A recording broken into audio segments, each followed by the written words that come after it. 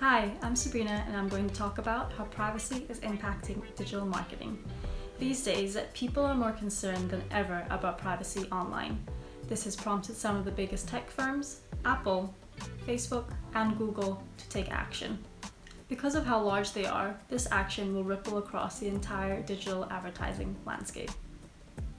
To shed some light on this, let's go through what each one has done. Apple's changes to the iOS Now version 14.6 has attracted a lot of attention. Apps now have to get users' permission to track data across other apps. This means that pixels will no longer be able to track conversions properly, and ad targeting options will become more limited. In response, Facebook had to overhaul their ad manager tool, and it's pretty unclear what effects this will have on ad performance. Why? Many iOS users are simply slow on the uptake when it comes to iOS updates, but Facebook has warned of inflated costs per action, meaning that if you have Facebook ads, the action customers take on your website will cost more. But perhaps more worrying for advertisers is Google's plan to move away from third-party cookies by 2023. Third-party cookies are hidden tracking codes placed on a website by separate companies, tracking users' online movements to better target ads at them. They're already blocked on Firefox and Safari, but still a current feature of the Chrome browser. The fact that advertisers account for around 86% of Google's revenue may indicate why they held out for so long. The solution? Something called a privacy sandbox.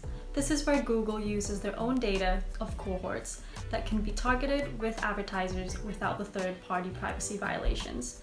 How is this achieved? Instead of targeting individuals, companies would target large groups of users with similar trends in searches, whilst the users themselves remain anonymous.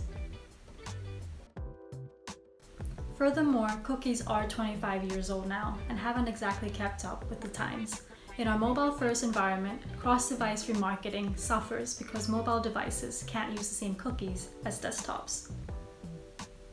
This exposes a weakness. Cookies are device-specific, meaning when someone switches from desktop to mobile, the retargeting trail goes cold. It also causes trouble with suppression, so you may end up wasting money on retargeting people who already converted on another device.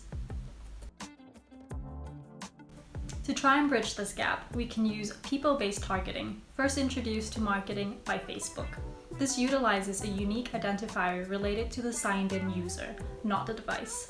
Combining this and first-party data, and companies can target their customers in the places and times where they actually want to engage.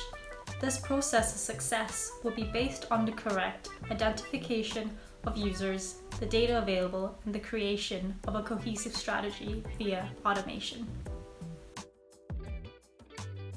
That being said, customer identification and data remains a big issue. Google, Amazon, and Facebook have the most first-party data, and because the customer is logged in across devices within these ecosystems, they remain walled gardens.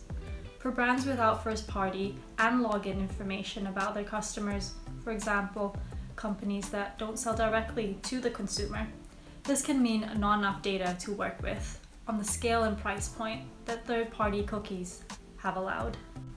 With this pivot towards privacy, first-party data is becoming highly valuable, meaning brands will need to find ways of getting hold of it. Facebook, Google, and Amazon obviously have huge advantages, but brands usually have access to more data than they think. Although this is the most significant shift in the digital advertising space for years, it'll be good for marketers long term. Increased privacy for potential customers mean they will have a better experience without annoying and irrelevant ads appearing alongside the content that they consume.